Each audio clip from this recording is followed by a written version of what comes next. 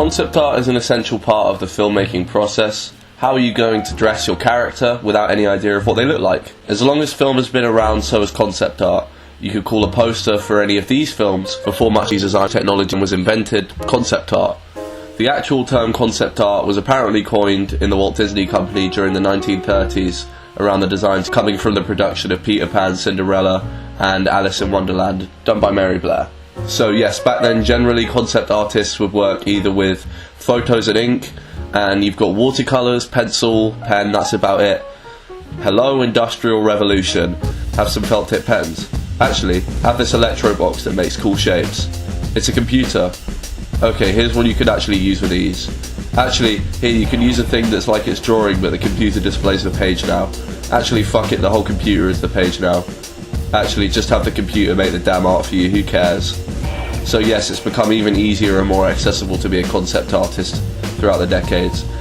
The term concept artist, when referring to a career, is rather loose. You could grow up and only want to do that, and I'm sure you could mould a career path that way, but mostly it's artists doing their own thing beforehand. An artist could have never worked in concepts for film before and is suddenly asked to work on a production. Does that make them a concept artist? Yes. I give you Jesse Hernandez, a Filipino-American and a San Franciscoan with a beautiful old smile.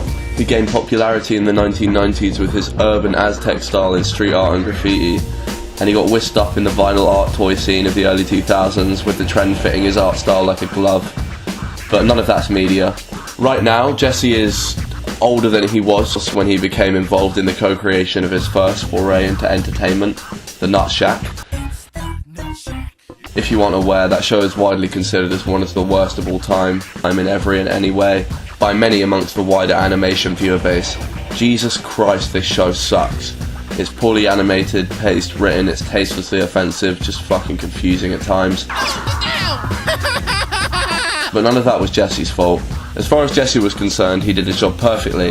In fact, the concept art was maybe the best thing about the show. The idea was for the show style to mimic that of graffiti characters seen just all over, really. And in his concept art and in the storyboards, you can totally see what he's going for. The problem came during the animation period.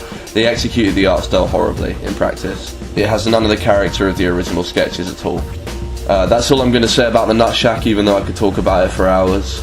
Jesse went on to do a short film and a TV movie after that. One of them is pretty well rated, better than this anyway. So, concept design. If you want to do it, it's easier than ever. Get one of these or one of these, unless a niche analog medium is your thing. Make a Twitter or something and just do loads of art. Maybe get a degree, do some networking, you'll be fine. This guy's fine and he's half responsible for this. Thank you for listening.